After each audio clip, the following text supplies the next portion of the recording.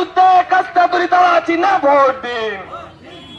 Vote দিন বসতে ইজন নিয়ে বসতে।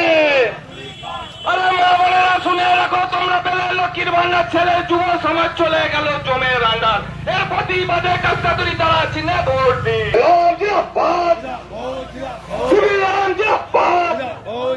আসুন লোকসভা নির্বাচনে শ্রীরামপুর কেন্দ্রে কমরেড তৃতীয় কাস্তাতুরি তারা চিহ্নে ভোট দিন।